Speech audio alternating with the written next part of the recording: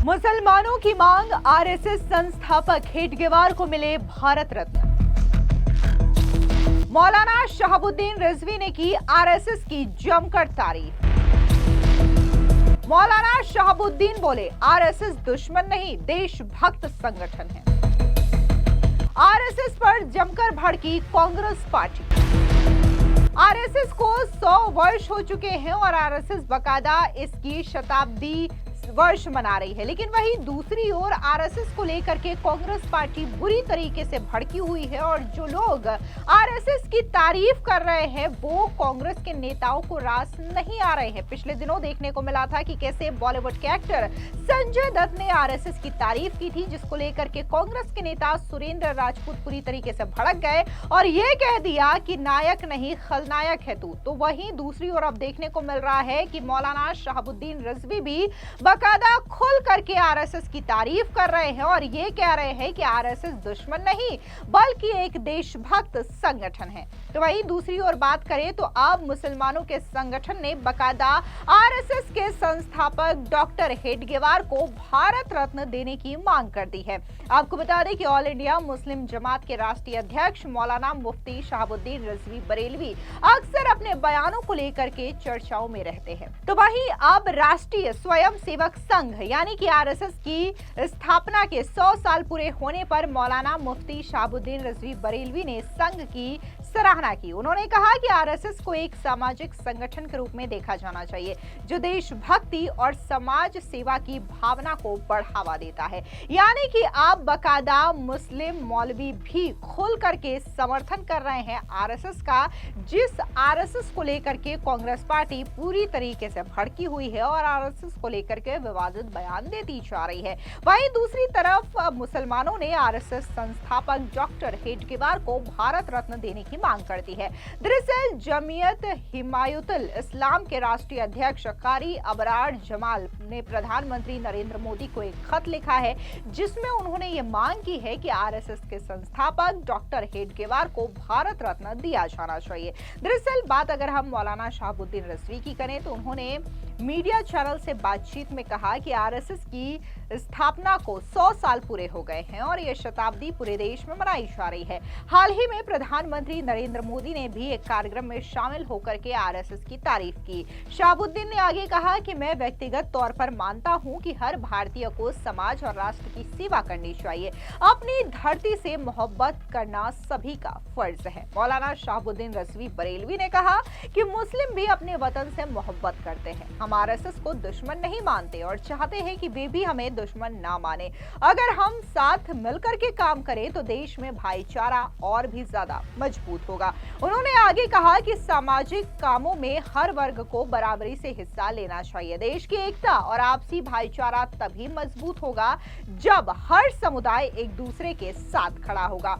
अब जिस तरीके से मौलाना शहाबुद्दीन रिजवी बरेलवी हो या फिर मुस्लिम संगठन हो, ये तमाम ऐसे लोग हैं जो कि आरएसएस की खुल करके तारीफ कर रहे हैं और आरएसएस को बकायदा एक देशभक्त संगठन बता रहे हैं। लेकिन वहीं बात अगर हम कांग्रेस की करें तो कांग्रेस के तमाम नेता आरएसएस को लेकर के अपनी बौखलाहट जाहिर कर रहे हैं। पिछले दिनों बकायदा देखने को मिला था कि कैसे कांग्रेस के नेता उदित राज ने आरएसएस को एक आतंकवादी संगठन बता दिया था। तो अब कर्नाटका के deputy CM DK Shiva Kumar का बयान सामने आया, जहां पर उन्होंने कहा कि आरएसएस का स्वतंत्रता संग्राम से कोई लेना देना ही नहीं है। सुनिए क्या कुछ कर्नाटका के डिप्टी सीएम और कांग्रेस नेता डीके शिव कुमार ने कहा। गांधी जयंती day, Dasara has come.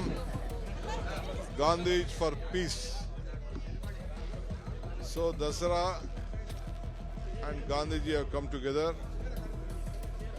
We have decided to go on this Gandhi Bharat till the foundation day of the Congress party. We are going to take an Jyoti from Vidrashat. It will cover all the 224 assembly segment. So we will give a local program to everyone. We wanted to see that this our Gandhiji philosophy, Gandhiji's whatever thoughts he has given to this country, direction to the country to be implemented and we all are the followers of Gandhiji's. BJP is celebrating 100th, the RSS is. Let they do, it is their whatever they do, but they are no way connected to the freedom struggle. We are connected only to the freedom struggle. What do you want to say to those MLAs who are making statement? No, all MLAs will be issued notice. तो वहीं दूसरी ओर बात अगर हम कांग्रेस की प्रवक्ता सुप्रिया श्रीनेत की करें तो उन्होंने भी आरएसएस को लेकर के क्या कुछ कहा, एक बार सुनिए। आरएसएस की सराहना प्रधानमंत्री मोदी किस बात के लिए कर रहे हैं? आरएसएस की सराहना क्या इस बात के लिए की जाए कि उन्होंने आजादी के आंदोलन में अपनी छोटी उंगली का छोटा नाखून नहीं कटाया? आज उनकी सराहना इसलिए करी जाए कि आजादी के आंदोलन में वो अंग्रेजों को माफीनामे लिखते थे, मुखबिरी करते थे? क्या इसलिए आरएसएस की सराहना की जाए कि उन्होंने 53 साल तक तिरंगे का बहिष्कार किया?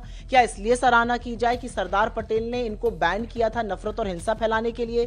क्या इसलिए सराहना की जाए कि हमारे संविधान की प्रतियां जलाई थी, बाबा साहब की फोटो की तस्वीरें फूकी थी? क्या इसलिए सराहना की जाए कि इन्हीं से प्रेरित और पोषित होकर इस देश के प्रथम आतंकवादी नाथूराम गोडसे ने महात्मा गांधी को मारा था? क्या आरएसएस की सराहना इसलिए की जाए कि ये हमारे क्रांतिकारियों को भगत सिंह से लेकर चंद्रशेखर आजाद को अराजक तत्व बताते थे? क्या इसलिए सराहना की जाए कि उन्होंने 1930 के सिविल डिसोबीडियंस मूवमेंट या 1942 के क्विट इंडिया मूवमेंट तक में कोई हिस्सेदारी नहीं की थी, बहिष्कार किया था, अंग्रेजों को चिट्ठियां लिखकर कैसे मूवमेंट का दमन किया जाए ये बताते थे? किस लिए सराहना की जाए? क्या आरएसएस की सराहना इसलिए की जाए कि ये North West Frontier Province Bengal और सिंध में जिन्ना के साथ मिलकर सरकारें चला रहे थे? किस लिए आरएसएस की सराहना की जाए? आरएसएस की सराहना क्या इसलिए की जाए कि अंग्रेजों से पेंशन लेते थे?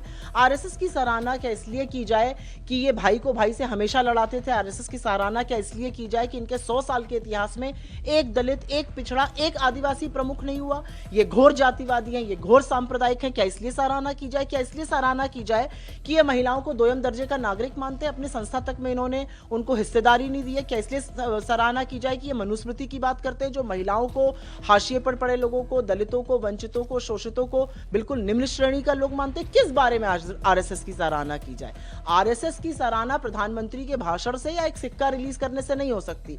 आरएसएस वो संस्था है जिसके हाथ महात्मा गांधी के खून से सने हुए हैं। आरएसएस वो संस्था है जिसको इस देश के प्रथम गृह मंत्री सरदार पटेल ने बैन किया था और यह कहकर बैन किया था कि उनकी भूमिका है महात्मा गांधी की हत्या में। मेरे लिए आरएसएस का सच ये, इधर उधर की बातें करने से आरएसएस का सिया सच नहीं बदलेगा। जो देशभक्त थे वो जंग में गए, जो कायर थे वो संग में गए। दरअसल आपको बता दें कि पिछले दिनों आरएसएस के 100 वर्ष पूरे होने को लेकर के एक कार्यक्रम का आयोजन किया गया था, जहां पर देश के प्रधानमंत्री नरेंद्र मोदी भी पहुंचे थे। प्रधानमंत्री मोदी खुद आरएसएस से जुड़े हुए हैं और काफी लंबे समय तक उन्होंने आरएसएस के साथ रह करके देश की सेवा की है और अब वो देश के प्रधानमंत्री हैं। ऐसे में उस कार्यक्रम में पहुंच करके प्रधानमंत्री मोदी ने न सिर्फ आरएसएस की सराहना की, बल्कि आरएसएस की ओर से जो काम किए जाते हैं देश प्रेम को लेकर के, देश सेवा को लेकर के, उसके बारे में भी जिक्र किया। और अब इन्हीं बयानों को लेकर के कांग्रेस पार्टी पूरी तरीके से बौखलाई हुई है। जहां एक और प्रधानमंत्री नरेंद्र मोदी से लेकर के मुस्लिम संगठन और मौलाना भी आरएसएस की तारीफ कर रहे हैं, तो वहीं पिछले दिनों आरएसएस के 100 वर्ष पूरे होने पर बकायदा बॉलीवुड के तमाम सितारों ने भी आरएसएस की खुलकर के तारीफ की, जिसमें सबसे बड़ा नाम बॉलीवुड के एक्टर संजय दत्त का भी है। आपको याद दिला दें कि संजय दत्त ने जिस तरीके से आरएसएस की तारीफ की, इसको लेकर के कांग्रेस पूरी तरीके से भड़क गई। कांग्रेस के नेता सुरेंद्र राजपूत ने बकायदा एक पोस्ट किया, जहां पर उन्होंने संजय दत्त को यह कह दिया कि नायक नहीं खलनायक है तू, अपने पिता का नालायक है तू। आपको याद दिला दें, दरअसल जो संजय दत्त के पिता थे सुनील दत्त, वो कांग्रेस पार्टी से ही सांसद थे। ऐसे में कहीं ना कहीं कांग्रेस के नेता सुरेंद्र राजपूत को ये बात रास नहीं आई कि कैसे एक कांग्रेस सांसद का बेटा संजय दत्त आरएसएस की तारीफ कर सकता है। फिलहाल इस पूरी खबर पर आपकी क्या राय है, कमेंट सेक्शन में जरूर बताएं। धन्यवाद।